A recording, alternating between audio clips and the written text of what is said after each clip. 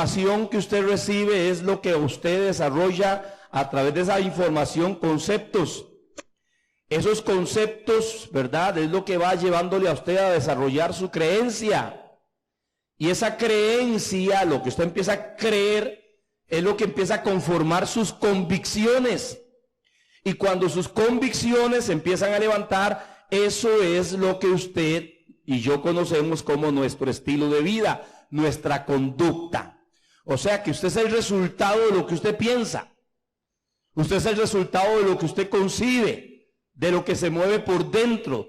Toda esa complejidad de información de diversas índoles y de diversas maneras es lo que nos gobierna. Por ejemplo, usted ya se le puede estar sudando las manos en este momento al estar sentado aquí. Ya empieza su cuerpo a molestar, ya su mente empieza a inquietarse, porque usted solamente está pensando en una M grande, roja, y en una semejante hamburguesa con una Coca-Cola en la mano. Usted está deseando que yo termine, porque usted ya está conformado a eso. Eso lo gobierna, eso lo maneja usted ahí. Es parte suyo. ¿Ve? Y la ausencia de disciplinas que me ayudan a saber qué debe de gobernar en mí, qué debe de prevalecer, qué debe de señorear en mí. Al yo no tener disciplinas, entonces soy como objeto nada más pasivo de mis pensamientos, de mis deseos, de mis anhelos, y me muevo en esa condición. Y no debe de ser así, porque usted es un diseño divino, tiene intelecto, tiene emociones, tiene afectos, tiene sentimientos, tiene también la cualidad física, que es lo que nos permite conectarnos externamente unos con otros, pero tiene otro factor importantísimo como es la voluntad, que es esa parte suya donde usted toma decisiones y donde usted determina a qué se abre o a qué se cierra, qué entra a usted, qué no entra a usted. Usted es lo que llama la Biblia ser dueño de sí mismo, pero eso solamente se alcanza a través de las disciplinas espirituales, porque no todo lo que sé, y no todo lo que pienso, y no todo lo que quiero, y no todo lo que hago es correcto. Entonces yo tengo que definir, esto quiero, pero esto no es correcto. Entonces usted lo suprime, algunos lo reprimen, suprimirlo, y hay cosas que hay que sacarlas, como decía la hermana Ana ahora. Hay asuntos de amarguras, hay asuntos de heridas, hay asuntos de recuerdos. Yo no puedo permitir que mi vida se gobierne por eso.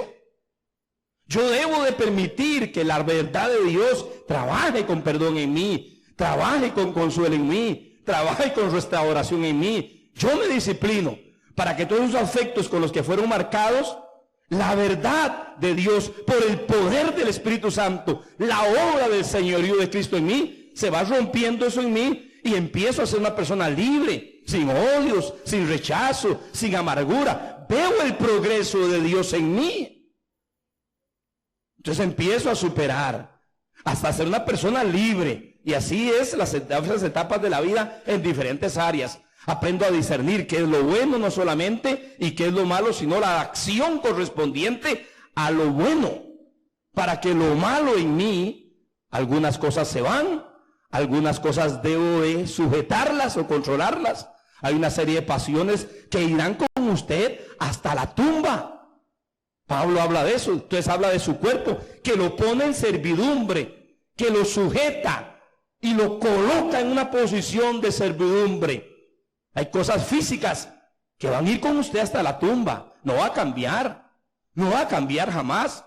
Por eso la Biblia habla del dominio propio, de llevar cautivo nuestros pensamientos a Cristo. Por eso la Biblia habla de renunciar, de despojarnos. ¿Por qué? Porque son acciones mías, pero por el poder del Espíritu, por la autoridad de la palabra, por la autoridad del nombre de Jesús. ¿Cómo adquiere eso, pastor? A partir de un proceso formador, discipulador, de nueva información, de nueva enseñanza. Entonces yo le empiezo a introducir nueva información, nueva enseñanza a mi ser, a mi persona. Mi personalidad empieza a ser moldeada por esa verdad de Dios y la obra del Espíritu en mí. Y mi voluntad libremente la someto, la rindo a Dios porque no soy un robot, no soy una máquina, y Él no se va a imponer sobre mi vida. Entonces la Biblia habla de que somos colaboradores de Dios. ¿Qué es eso, pastor? Compañero de labores. Hay cosas que yo debo de hacer y hay cosas que Dios va a hacer en mí. Es un compañerismo que desarrollamos. Ahora, si usted es vago, usted es flojo, usted es perezoso y usted nada más lo que ande acallando la conciencia, pues miserable de usted, miserable cristianismo, miserable relación tendrá con Dios. Será una relación que en unos cuantos años se va a quemar. Se va a quemar porque es una relación conveniente desde un punto de vista humano, y es lo que todos vemos hoy. Todos vemos hoy, hermanos. Desde las 5 de la mañana o 6 de la mañana, los templos fueron abiertos en la religión donde nosotros fuimos que crecimos. Y la gente fue desde las 5:30, 6 de la mañana. Aún dentro de las iglesias cristianas hay cultos desde las 6 de la mañana. Y usted verá hoy muchos que están en la cantina y están en el adulterio. ¿Por qué, pastor, si van a la iglesia? Pues porque que esté yo aquí sentado no significa que soy cristiano. Puedo ser un simpatizante. Mi conciencia me molesta. Quiero ir a ver si aprendo a ser un poquito más moral. Hermanos, los divorcios de los que profesan ser cristianos están superando a los divorcios de la gente en el mundo secular. Solo en Estados Unidos, hermanos, se divorcian más cristianos que la gente que no profesa ningún tipo de fe. Y vea qué curioso. Y yo le añado algo más. Los matrimonios se quieren divorciar y los homosexuales se quieren casar. Toda esta complejidad, ¿de dónde viene? De la información, de la formación del hogar, de lo que estamos aprendiendo y que estamos viviendo y poniendo en práctica de lo que aprendimos. No es que no nos equivoquemos, es que hago yo cuando me equivoco, saco más pecho. Me tengo que humillar y reflexionar si fue que me equivoqué, disculparme, mostrar una actitud sumisa. 1000 años estuve en Europa, 1000 años estuve en Europa en una oscuridad siniestra. ¿Por qué, pastor? Por la clase de información que recibían en las catedrales, en los centros comunitarios de congregación, porque en Europa lo que se manejaba y gobernaba ahí no era la política, y los que manejaban y gobernaban ahí no eran los economistas, ni eran los filósofos.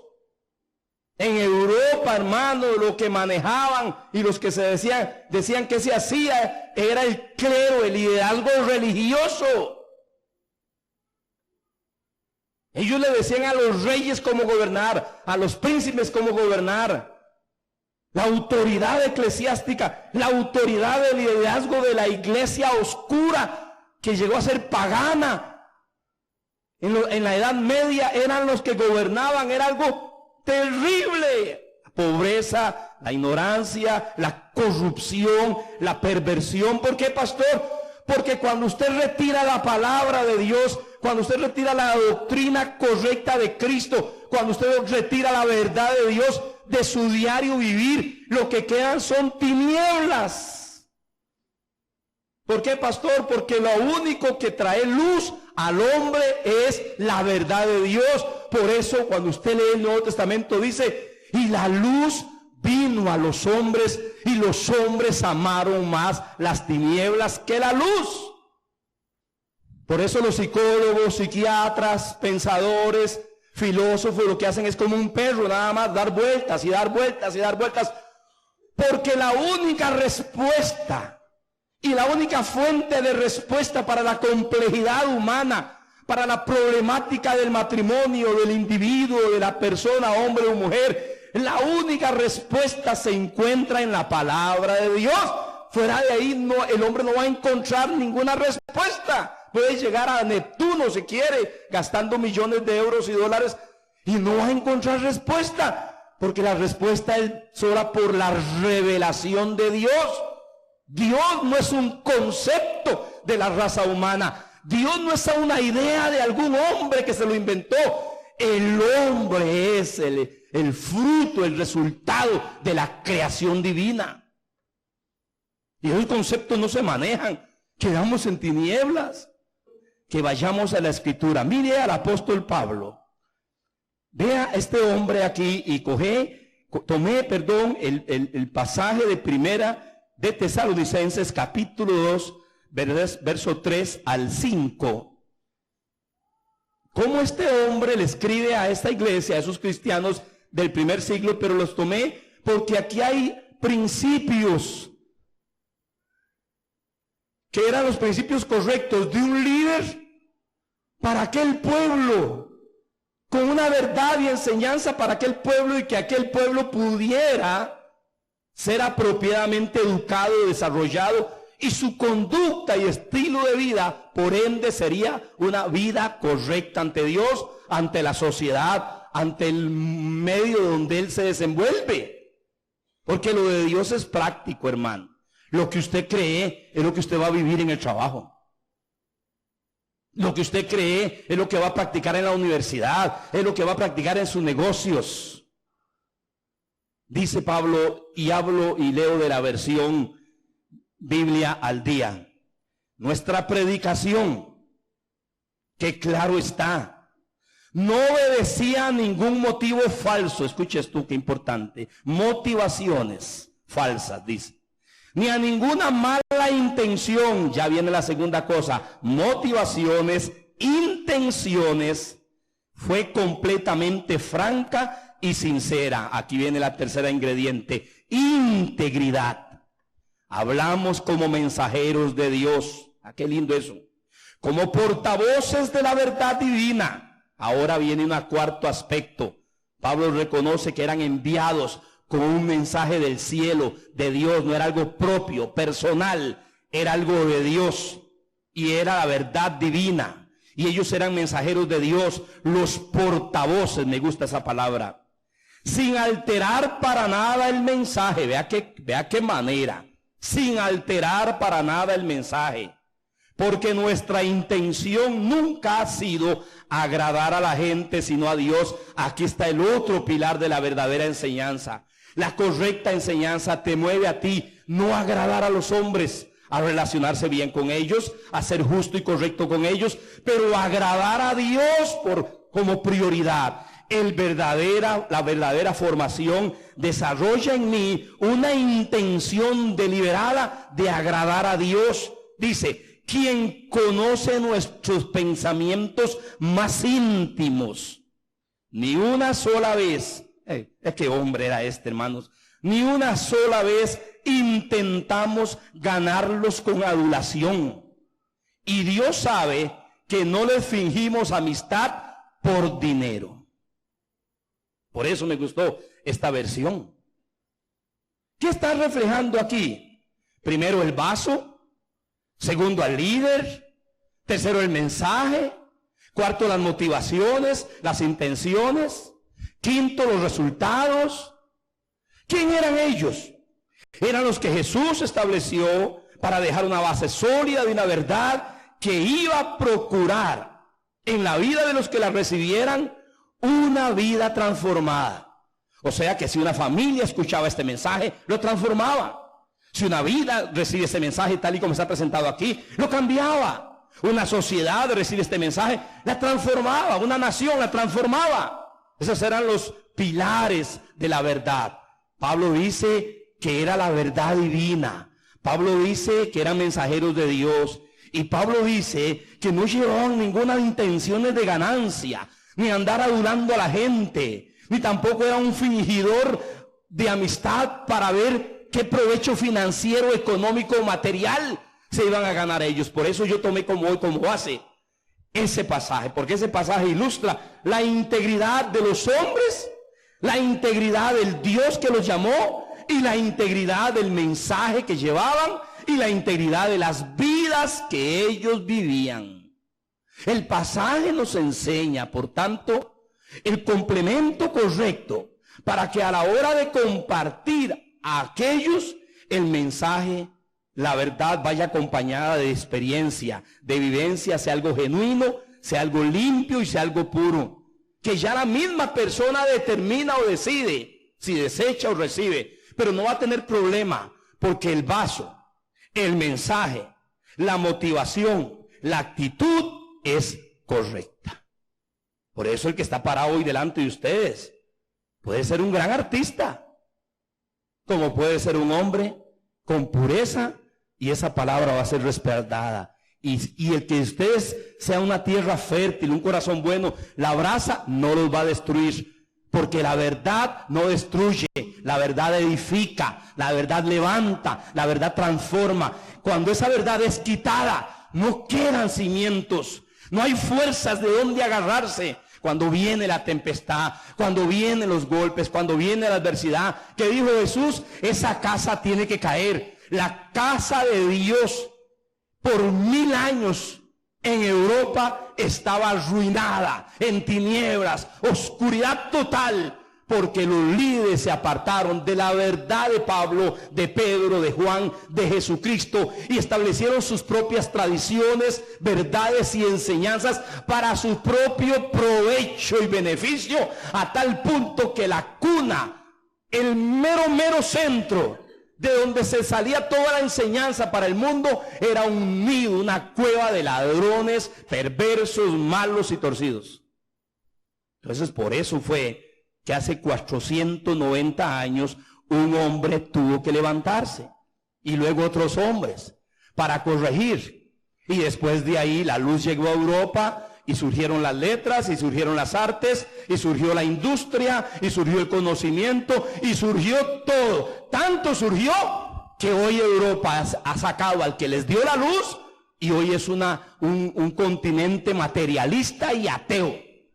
Las grandes catedrales, vaya donde quiera, son museos donde la gente solo va a pasear y a recordar lo que hace 1000 o 1500, 800 años se hablaba. Hoy son museos, y por ahí va Latinoamérica igual. Eso es de lo que quiero hablar. Cuando Pablo establece esto hoy aquí, está estableciendo los fundamentos sólidos de lo correcto, de lo puro, de lo genuino. Este pasaje usted lo puede ver en la Reina Valera, o lo puede ver en Dios habla hoy, donde quiera, pero esta versión, porque es clarita, es diáfana, habían intenciones financieras, como ahorita va a ver. Por eso, una vez que los apóstoles establecieron la verdad de Cristo y la diseminaron por 300 años, los primeros 300 años la diseminaron, ellos advirtieron, Romanos 16, versos 17 y 18. ¿Qué advirtieron ellos? Dice, siguiendo esta versión: y antes de terminar esta carta, está hablando a los romanos ya, déjenme decirles algo más. Vean lo que le advirtieron ellos: apártense de los que causan divisiones y perjudican la fe de los demás con enseñanzas acerca de Cristo que están en contra de lo que a ustedes se les ha enseñado. Con enseñanzas acerca de Cristo, pero no lo exaltan a Él, es contrario a lo que hemos aprendido. No dice que no mencionan a Cristo, no dice que niegan a Cristo, al contrario, usan a Cristo para que usted tenga confianza y diga, qué lindo, yo recibo eso. Dice, apártense de esa gente. Y oiga lo que dice: dichos maestros no están trabajando para Jesucristo, sino para su propio beneficio personal. Oiga eso. Son buenos oradores y engañan fácilmente ¿a quién? No sea un ingenuo. ¿Qué es un ingenuo, pastor? Un ignorante que quiere ser ignorante. No estoy hablando del que no sabe leer, no estoy hablando del que le costó aprender a leer y a escribir por algunas situaciones. No estoy hablando de ese débil en la fe a quien hay que ayudarlo, a quien hay que protegerlo, a quien hay que cubrirlo, a quien hay que acuerparlo, a quien hay que darle fortaleza. No estoy hablando de eso, estoy hablando de gente ingenua, perezosos, vagabundos, horas de horas en entretenimiento y nunca en la palabra de Dios. Horas y horas en pasatiempos y nunca en la palabra de Dios. Son ingenuos. Y cuanta cosa bonita, dice, oradores buenos. buena labia en la televisión y en la radio. Y qué lindo que enseña, claro, porque te afecta las pasiones internas que usted tiene. Y como usted no sabe qué es discernir entre lo que es el sentir del espíritu y de la pasión carnal, usted no discierne. Nada más me hace sentir bonito. Fulano en la tele, fulano en la radio, o fulano en un libro. Vea, Pablo dice, no, tienen que apartarse, tienen que cuidarse de esa gente. Pártese, porque ellos perjudican la fe que se les ha enseñado a ustedes. Vean qué importante lo que dice ahora Juan, el apóstol Juan. Dice el apóstol Juan, allá en su segunda epístola, segunda de Juan, solo un capítulo tiene, versículo del 9 al 11. Dice así: si ustedes se apartan de las enseñanzas de Cristo, ojo hermano, de las enseñanzas de Cristo, también se apartan de Dios. Si permanecen fieles a las enseñanzas de Cristo, tendrán al Padre y tendrán al Hijo. ¿Por qué, pastor? Porque nadie puede rechazar al Padre y seguir teniendo al Hijo. Y nadie puede mandar al tarro de la basura al Hijo de Dios y que el Padre lo siga amando. No, señor. El Padre y el Hijo son uno solo. Las palabras del Hijo son las palabras del Padre. Las palabras del Padre son las palabras del Hijo. Los testigos de Jehová, ¿qué hicieron? Desecharon al Hijo, no tienen al Padre. Es una falsa enseñanza. ¿Por qué, pastor? Porque ellos rechazan al Hijo de Dios. ¿Bien? Entonces esto es lo que llamamos secta, movimiento sectario. Pero sigue, oiga lo que sigue. Si alguien les trata de enseñar y no cree en las enseñanzas de Cristo, no lo inviten a su casa. Es que me gusta, pastor. Ahí está el problema suyo. Usted es un ingenuo, porque usted está por lo que desea, no por lo que es correcto. Estoy casado por lo que es ella para mí, mi esposa, y por la decisión que yo tomé y ella tomó. El matrimonio se basa en una decisión que supera sentimientos. Ahora, que los primeros años sea más pasión y emoción, arregle eso. Porque si no, lo va a desarmar después. Ya hoy mi esposa y yo caminamos juntos, no porque vivo apasionado por ella. No, la amo.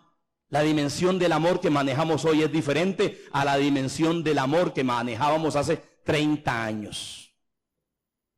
Y esto es lo que está hablando aquí. Dice la palabra, si alguien les trata de enseñar y no cree en las enseñanzas de Cristo, no lo inviten a su casa. Está hablando no de aspectos emocionales ni afectivos, sino de verdades. La creencia que usted reciba es lo que te afecta. Lo que usted cree, lo que usted va a reproducir. No lo animen de manera alguna, porque si lo hacen, ustedes estarán participando de sus malas obras. O sea, si yo sé que alguien es falso, que no tiene verdades correctas, que no está acompañado por un estilo de vida correcto, aunque pretenda creer en Dios, pero él me va a hablar cosas contrarias a la palabra y su vida no refleja eso, yo a esa persona no la puedo animar, yo lo debo de reprender. Que enseñan de Cristo, pero no la verdad de Cristo. Y esta es la parte que Juan, al igual que Pablo, están diciéndole, tengan cuidado de lo que ustedes enseñan, han sido enseñados, y de lo que ahora le van a enseñar ahora. Póngame atención aquí, por eso aquí hablamos de discipulado en esta iglesia. Algunos de ustedes solo el domingo aparecen, pero aquí esta iglesia, este templo, perdón, estas instalaciones están abiertas los martes, están abiertas los miércoles, están abiertas los jueves, están abiertas los sábados, porque hay algunos de ustedes que vienen a aprender más. No a que yo les predique solamente, sino que se estudian en grupos de estudio, analizan la escritura. Tengo un liderazgo que todos los jueves analizamos la verdad de Dios, cómo estudiar la palabra, y un poquito aquí, y un poquito allá, y otro poquito por acá. Eso va conformando la vida para el hogar, para el matrimonio, para el trabajo, para el diario vivir, cómo corresponder, cómo desenvolverme, cómo responder a los desafíos de la vida. Eso usted no crea, hermano, que usted va a desarrollar una gran formación espiritual viniendo cada 8. No, usted es un ochero, y el ochero se convierte en un hachero. Tiene que estudiar en las casas, grupos de estudio bien dirigidos. Ay, ¿qué significa esto? ¿Y qué interpreta aquí la palabra de Dios? Y mira, decime dónde es que habla de divorcio, dónde habla del divorcio, y por qué estás pensando tanto en divorcio. Es que quiero ver dónde Dios me apoya. Un señor, si no es la cosa. Que hay mañas aquí adentro. Casi todos venimos amañados y dañados. Hay que ser corregidos, instruidos. Usted su casa, con su esposo o con sus hijos. Usted con otros amigos jóvenes. Usted con otras señoras. Usted, señor, con otros matrimonios. Venga, un estudio bíblico, que el pastor no sepa nada. Que según no, un momento. Nada de ocultismo. No. ¿Qué estudio vamos a aprender? Y usted aprende aquí. Eso dice Isaías 28. Y les enseñarán. Y se les enseñará doctrina. Y un poquito allí y un poquito acá. Un poquito por acá y otro poquito. Porque el ser humano, todos tenemos esa complejidad. Y la formación tiene que ir poco a poco. Poco a poco usted y yo. Es el mismo principio de la escuela y del colegio. ¿Cuántas veces? ¿Cuántas hojas? En el cuadernillo aquel. Escriba la A. 100 renglones de la A, o toda una hoja de la A, luego la otra hoja de la E, primero las vocales, y luego aprendiste el ¿qué? El alfabeto. Ven, hermanos, enseñanzas. Y no creen las enseñanzas de Cristo, no lo invite a su casa. No lo anime, porque si lo hace, usted va a estar participando de sus malas obras. Segunda de Timoteo 3:1 al 7. También debe saber que en los últimos tiempos va a ser muy difícil ser cristiano. O sea, Pablo mismo está diciendo que ser cristiano en los últimos tiempos no es para todos. La gente amará solo el dinero. Y asimismo serán orgullosos, jactanciosos. Se burlarán de los que intentan hacer el bien. Preferirán divertirse antes que adorar a Dios. ¿Irán a la iglesia? Sí. Pero en el fondo no creerán lo que oyen. No se dejen engañar por este tipo de individuos. Gustan de correr en pos de lo que es novedoso en materia doctrinal, o sea, de enseñanza, pero nunca llegan a captar la verdad. Usted tiene que saber por qué está sentado aquí y qué lo motiva a estar sentado aquí. Y mi deber es enseñarle la verdad. Por supuesto, no con un panorama perfecto, porque la visión perfecta la tiene Dios, pero procuro en mi corazón ser consecuente con la sencillez del evangelio y la verdad de la palabra y transferírsela a usted, porque sé que es lo que a usted lo va a ayudar en su vida personal, matrimonial, familiar y laboral y en las relaciones con el resto de la sociedad. Pero mire este pasaje, un cuadro descriptivo está teniendo el apóstol Pablo, advirtiéndolo de lo falso. ¿Que iban a amar qué? ¿Amar más qué? Subraye eso por los pasajes que estoy leyendo, hermanos. Subraye eso. Amar al dinero. Amarse a sí mismo. Esas enseñanzas orgullosas y jactas. Usted tiene la gloria de Dios dentro de usted. Y cuando usted entra a un supermercado o a una tienda, la gente tiene que percibir la gloria que está en usted. Eso se llama vanidad, orgullo y jactancia camuflada con Biblia. El cristiano tiene que ser como Jesús, y Jesús dijo: aprended de mí que soy manso y humilde. Manso y humilde, no menso, manso. Todas estas enseñanzas estrafalarias, ahorita les digo dónde salen y dónde están escritas. Irán a la iglesia, pero no van a creer lo que oyen. Prefieren divertirse antes que adorar a Dios. Ya pueden faltar hasta 3 domingos al culto. No estudian entre semana, no están en nada, y tras de eso se dan el lujo de faltar el domingo para irse a pasear. ¿Qué cristianismo es ese? ¿Dónde está aprendiendo usted? ¿Dónde dice eso? Y algunos ya están con la iglesia virtual, pastor virtual, hermanos virtuales. Nadie me molesta, cojo el control, digo ahí, y nada más ahí aparece money come to me. O sea, que el dinero venga a ellos y usted manda la ofrendita, una tarjeta y ya, y usted está con... Nadie lo molesta, no tiene que oler a nadie si viene sudado. No tiene que andarse por esa payasada que dice el pastor, saluda a su hermano. No tiene que soportar a nadie en el entorno privado de su casa. El hermano de la KGB, el hermano de la secreta. Toda esa estrafalaria pensamiento hoy ha surgido en gente reconocida como líderes sanos y saludables. Pablo dice aquí, no se dejen engañar por este tipo de individuos. Gustan de correr en pos de lo que es novedoso en materia de enseñanza bíblica, pero nunca llegan a conocer la verdad porque no la quieren. Lo que quieren es lo que haga sentirse bien. Si no se acomoda ese hombre, mándelo a volar rapidito. Usted no vino aquí para sufrir.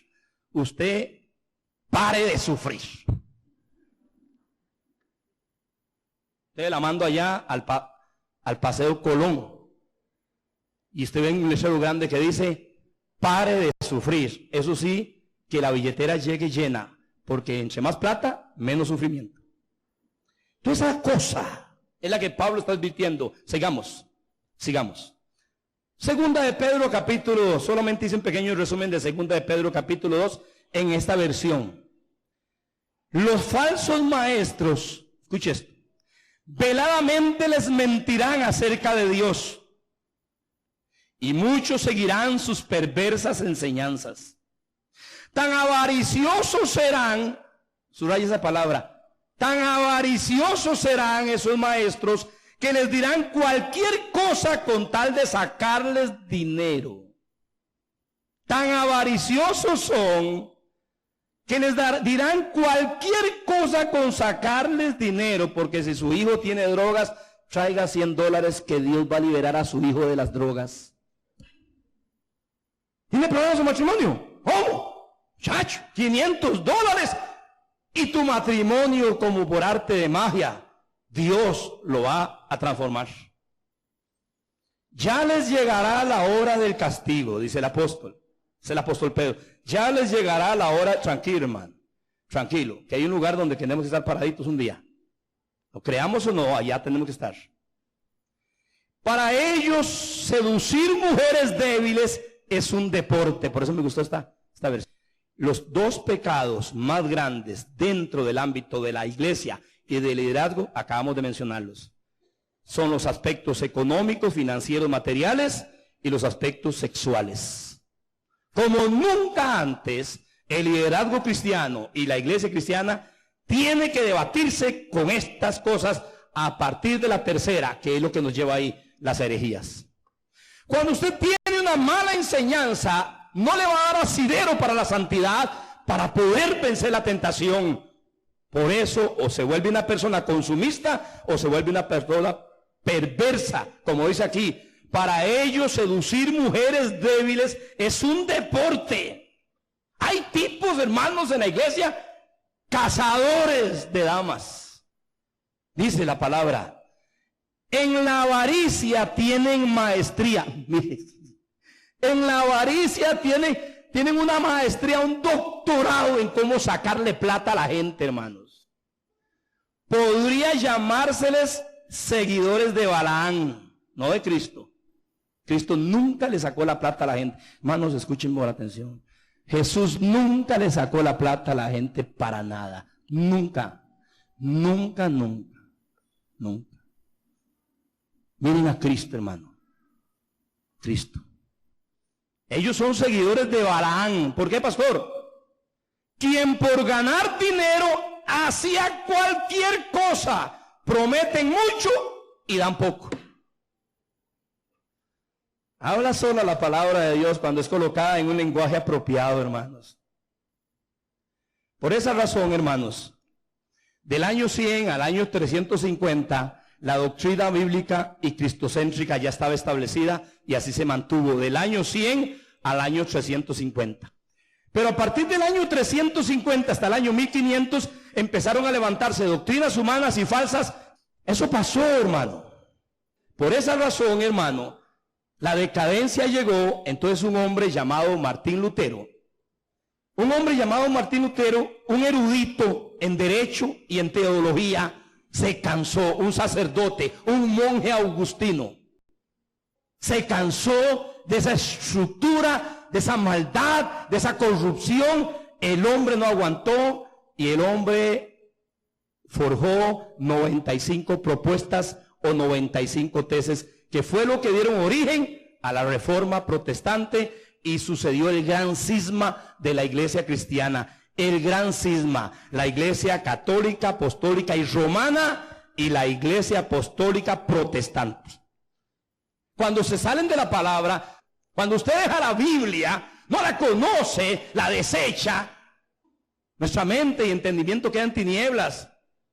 Por eso ahí anda el Big Bang, y por eso está Darwin con su teoría de la evolución. No aparece el eslabón, no aparece el eslabón. ¿Por qué, pastor? No hay, usted no es ninguna ameba, usted es una imagen y semejanza de Dios. Todo eso se infiltró. Entonces este hombre se levanta y surge la Reforma Protestante. En este mes de octubre, hermanos, se están cumpliendo 490 años de aquel evento histórico de la humanidad y de la cristiandad. Pero entonces yo lo pongo en pregunta. ¿Qué sucede 400 años después? Hoy. ¿Qué sucede hoy? Fueron aquellos papas, aquellos líderes, aquellos obispos, aquellos cardenales. Ellos fueron los malos, los corruptos, los perversos. ¿Qué sucede hoy? Por cierto, de hoy en un año se celebra 500 años de la Reforma.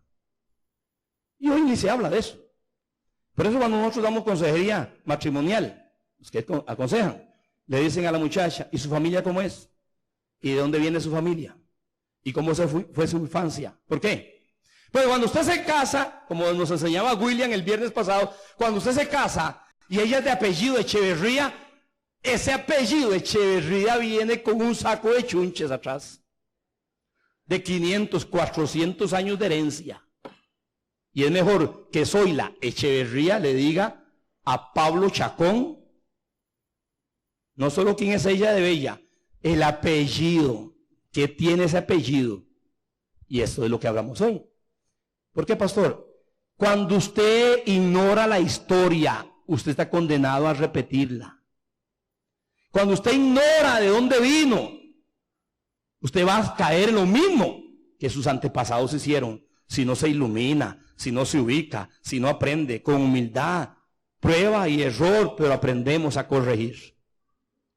Y esto fue lo que pasó. Cuando ignoramos la historia, ¿qué pasó? ¿Qué sucede hoy? Vean qué curioso. Vean la que sigue.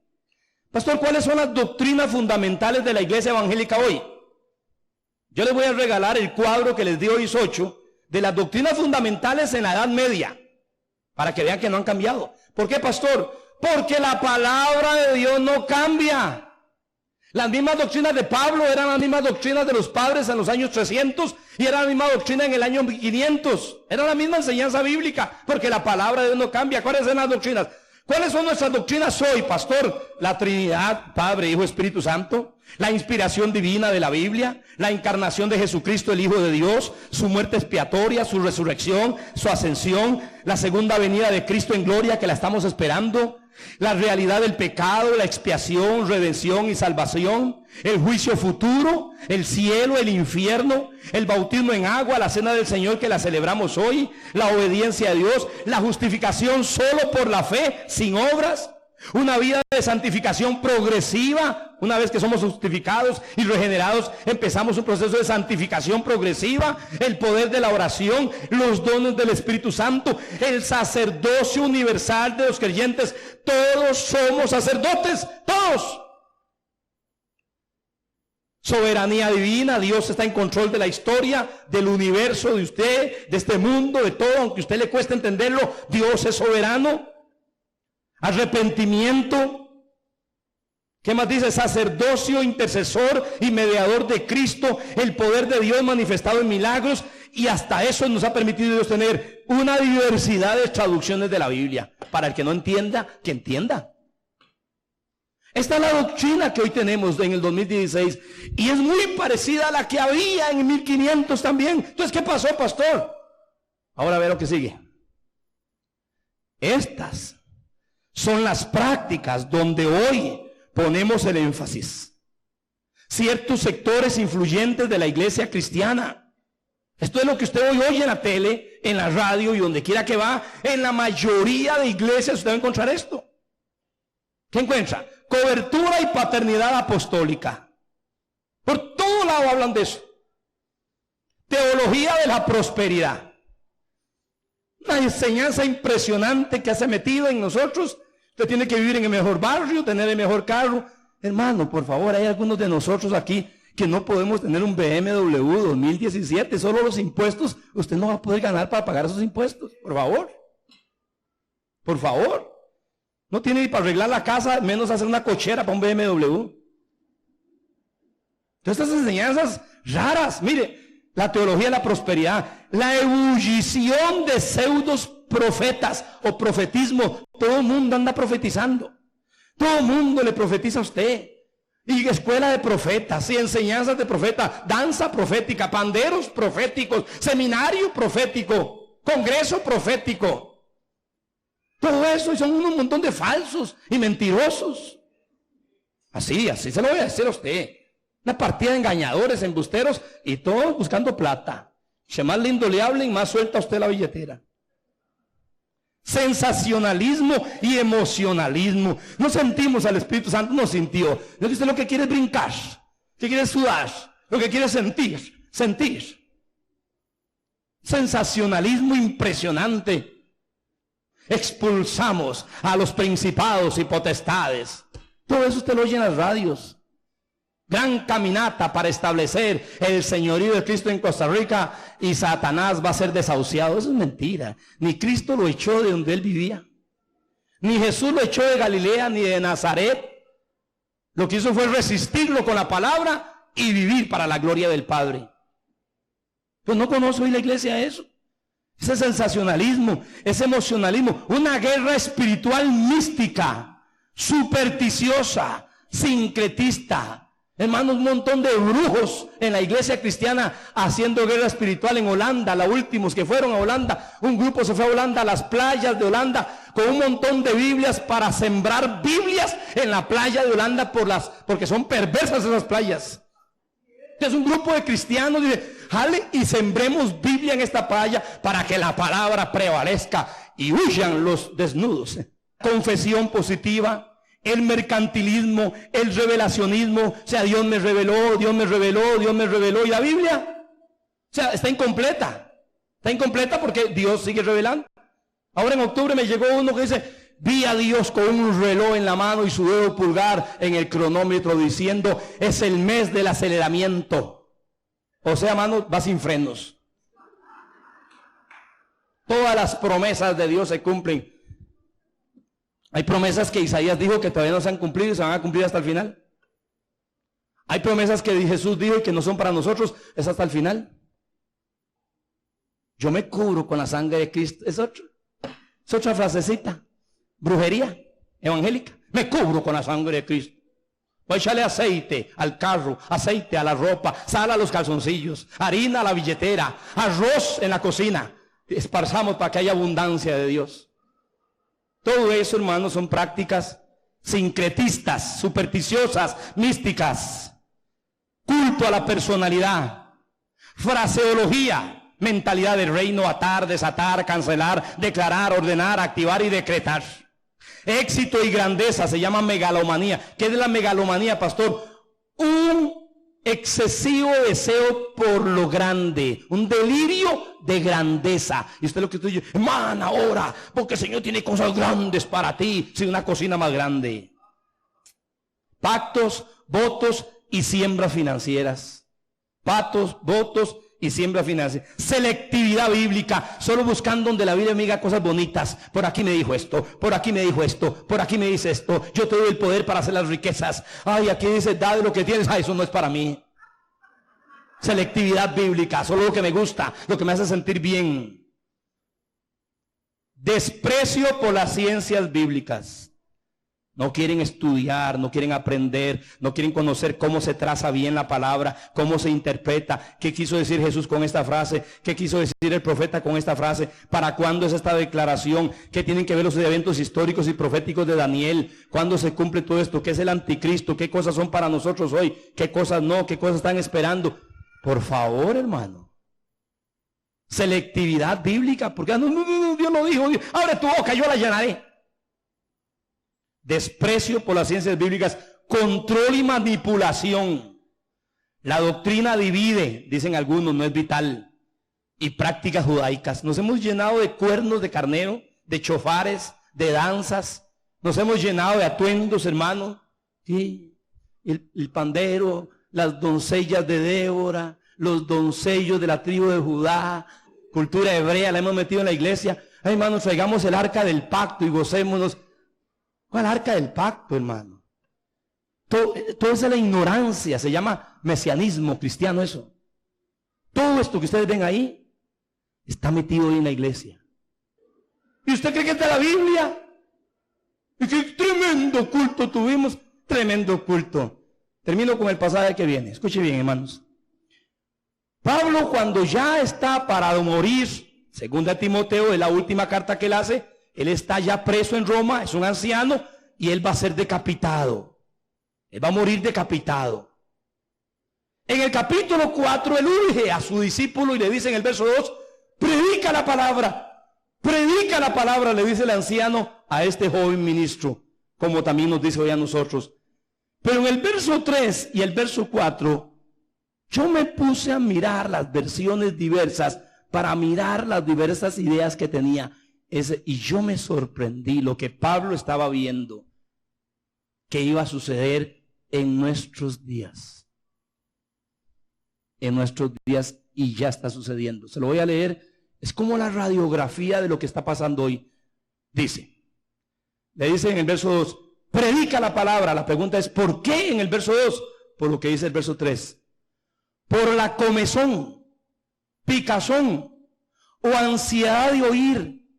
La gente no sufrirá, no soportará, no aguantará, no tolerará, no escuchará, ni tendrá paciencia para la enseñanza sólida, sana, buena, verdadera y saludable de la verdad.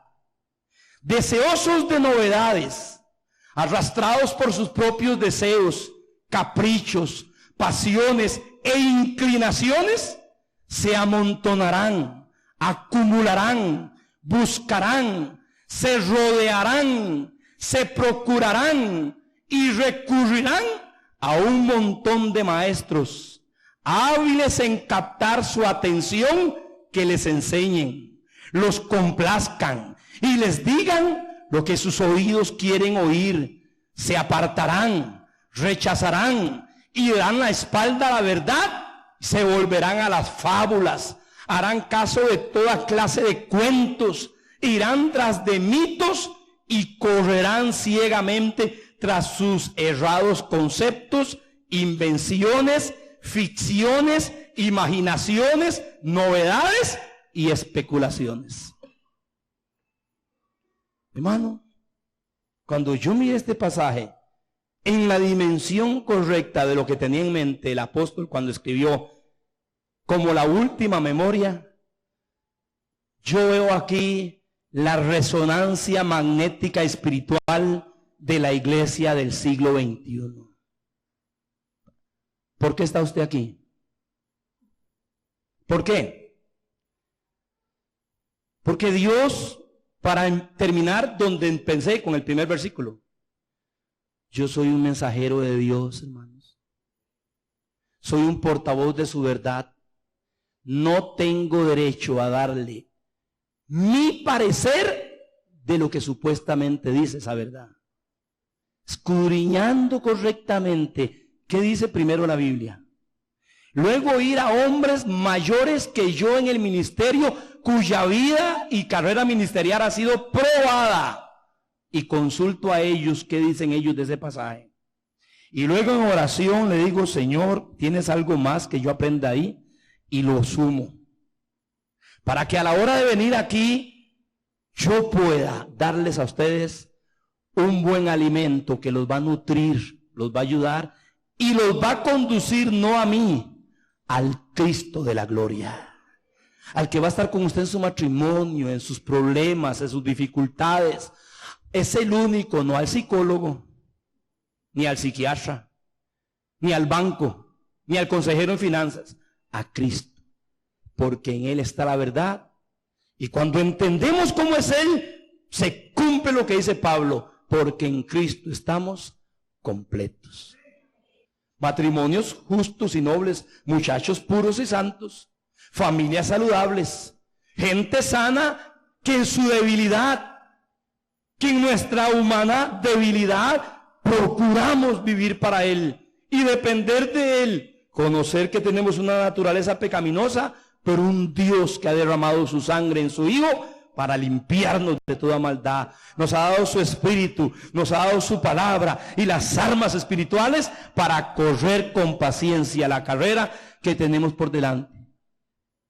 Si no, hermano, el cristianismo de hoy es dinero y farsa, popularidad y grandeza. No, Señor, ese no es Cristo.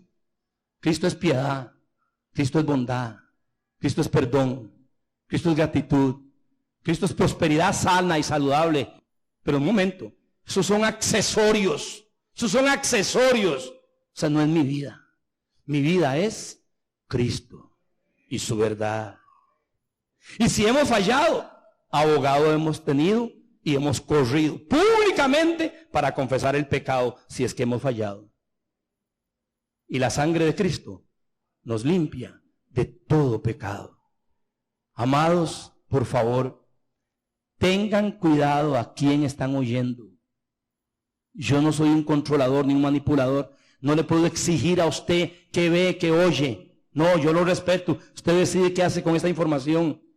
Pero por favor, su vida es muy importante, su matrimonio, sus hijos y sus nietos son muy importantes.